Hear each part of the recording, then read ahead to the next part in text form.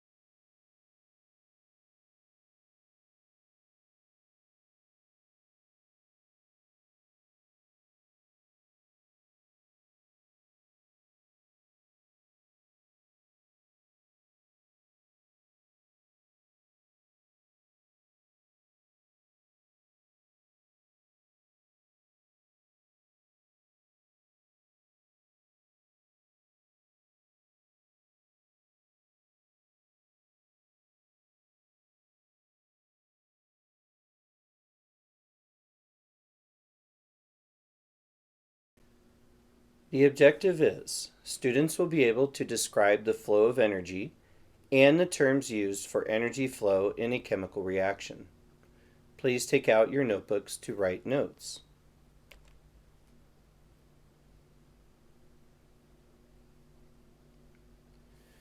The warm-up question is, what happens when two charged particles that are the same charge go near each other? Please read your notes to find the appropriate vocabulary term for this question.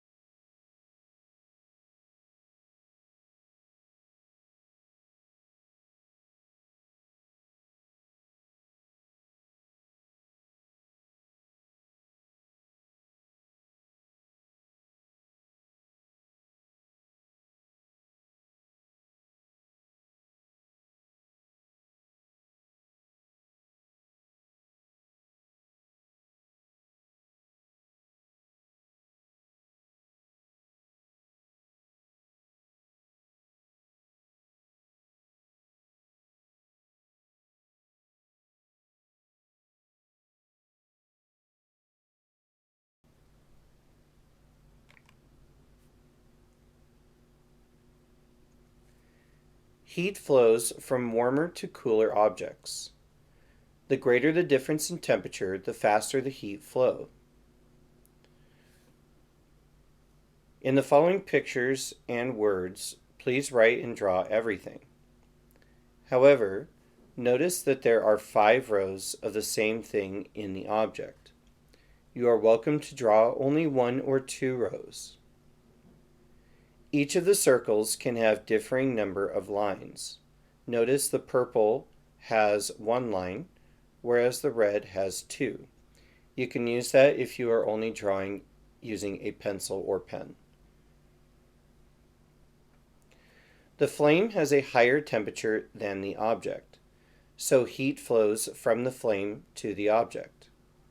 The particles in the object closest to the flame begin to vibrate faster. Heat flows from the flame to the object and from the warmer part of the object to the cooler part of the object. And lastly, heat continues to flow until all the particles are at the same temperature. All the particles in the object are vibrating faster.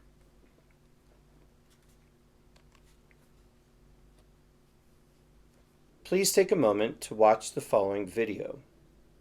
The following video is an animation showing the differences between solids, liquids, and gases, and how the particles, as we can model them, are shown with movement about the distance, their kinetic energy or speed, and how they vibrate near each other.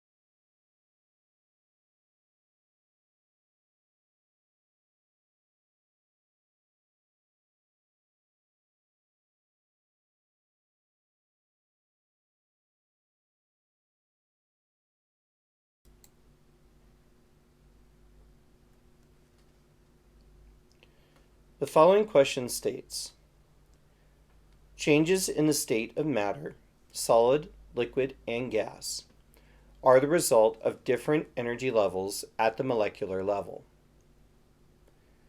Look at the graph of the energy required to go from water ice to water vapor. Describe the energy of the water molecules for each state. Let's take a look at the picture.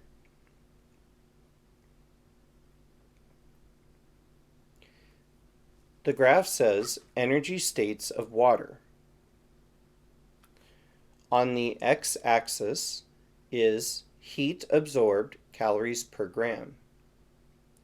On the y-axis is temperature in degrees Celsius.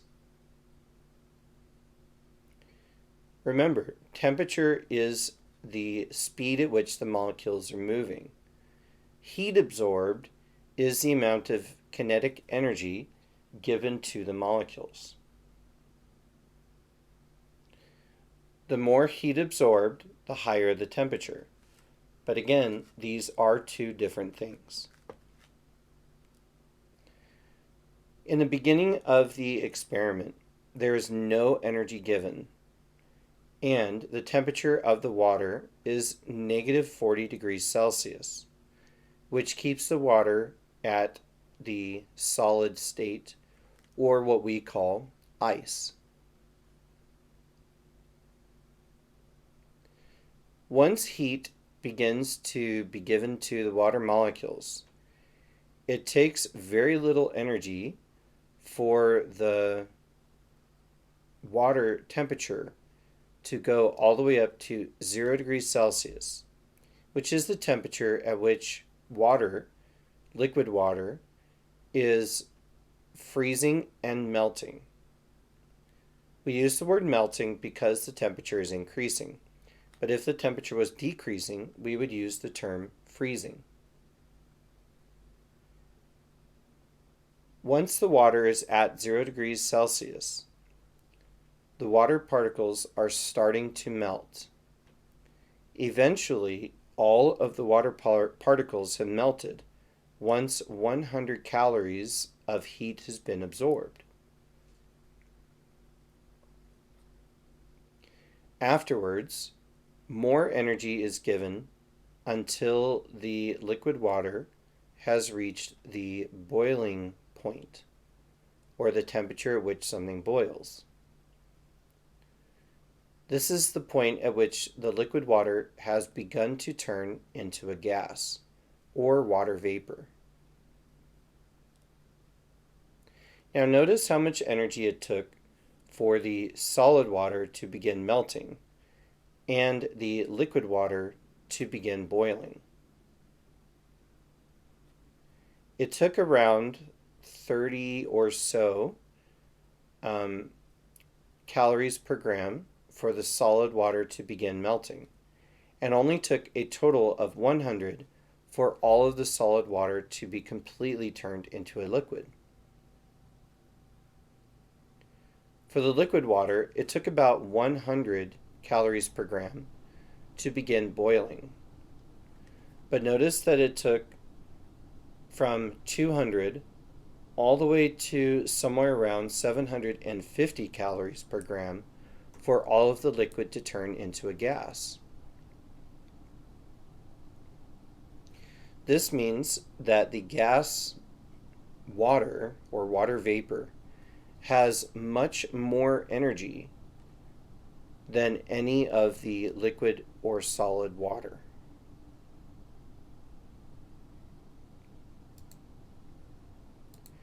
Based on everything that was just discussed, please write some sentences describing the energy of the water molecules for each state.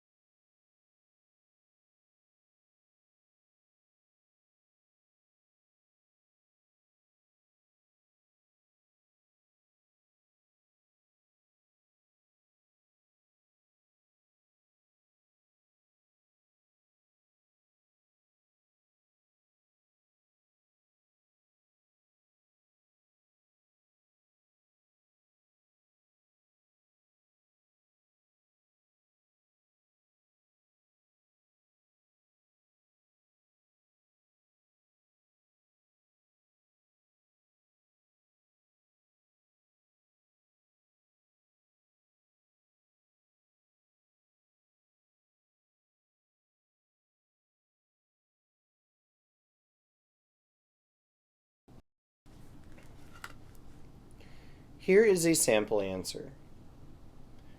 Solid water takes a little bit of energy.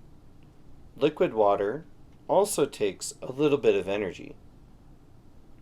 Gas water takes a lot of energy.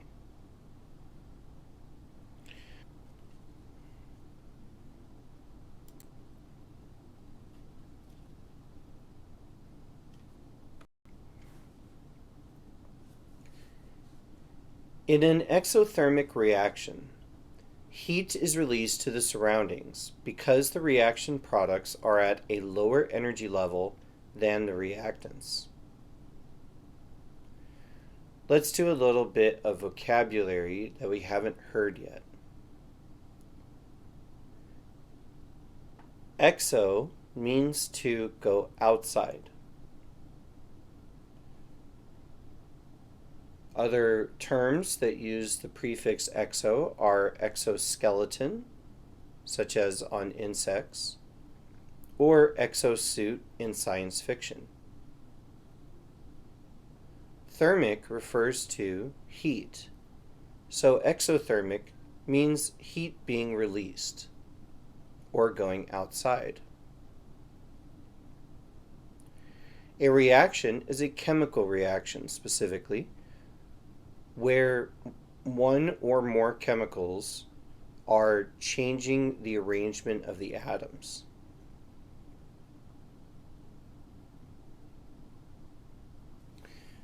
Later on, we read about the reaction products. Products is a term used to indicate the items created at the end of a chemical reaction. Reactants are the items used in the beginning of a chemical reaction, otherwise called ingredients in cooking. So what this is saying is that when the chemical reaction happens, the amount of energy at the end is lower than the amount of energy in the beginning. This means that excess heat needs to be released.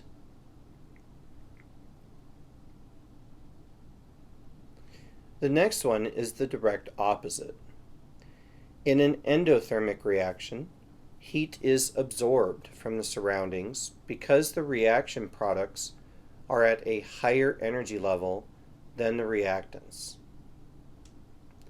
This means that the products need more energy in order to come together than the reactants originally had.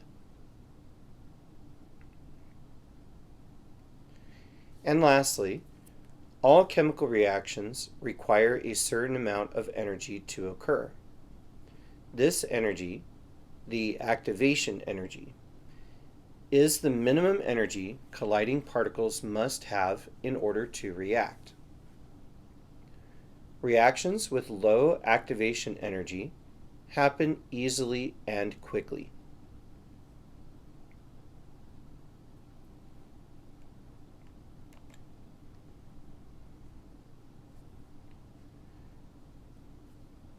The following graph is an example of an endothermic reaction. On the y-axis is energy, and on the x-axis is reaction progress in terms of time. In the beginning of the reaction, before the reactants have begun to mix and rearrange the atoms, the amount of energy in the beginning needs to increase enough for the atoms to run into each other or collide and cause a chemical reaction to happen. The amount of energy of the reactants to the amount of energy needed to cause the reaction to happen is called the activation energy. Once the reaction starts to continue and the activation energy has been given, the energy of the products at the end may be higher than the energy of the reactants. So there was some energy absorbed from the surroundings in order to keep the product stable. If this was an exothermic reaction, it is very similar. The difference is that the amount of energy of the products is now lower than the energy of the reactants. And so the amount of energy below would be the energy released. Otherwise, it's basically the same graph.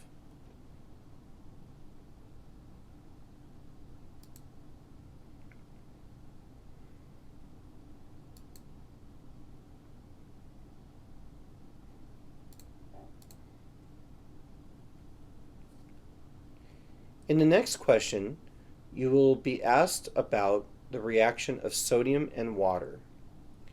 Please take a moment to watch the following video about the reaction of sodium and water in slow motion.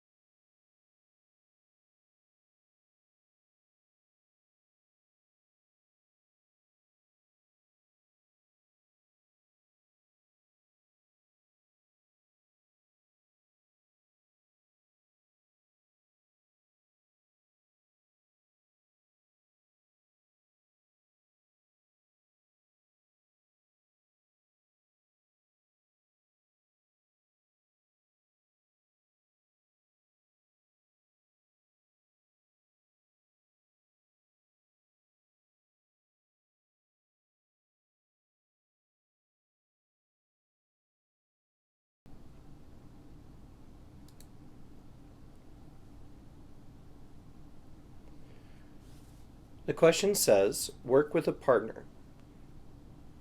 There is no sodium found in nature in pure form due to its reactivity. What does this say about the activation energy of the reaction of sodium and water compared to the activation energy of the reaction in the combustion of wax in a candle? Based on what you just saw, the water and sodium combining are very fast and require no heat or stirring to cause the reaction to happen. In the combustion of wax in a candle, there is the requirement for a heat source, which means that the combustion of wax in a candle is initially an endothermic reaction.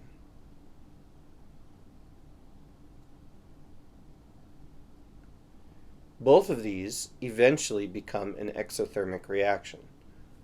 But the question is about activation energy, energy needed to get the reaction started. According to our notes, the faster and easier reaction has lower activation energy.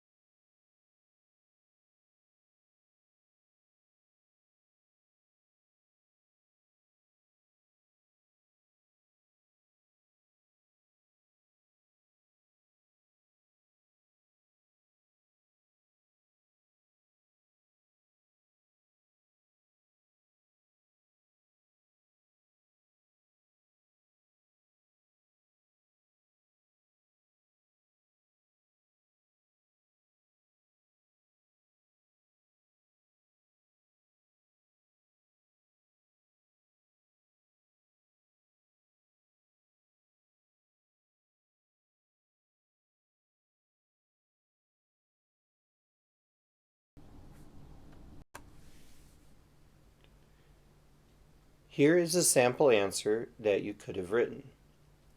Sodium metal requires less activation energy than the combustion of a wax candle.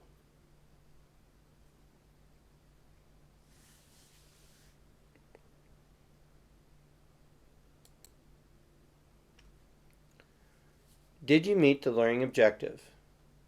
Please choose an answer between A through E to indicate how you did in this lesson. Thank you very much, and I will see you next time.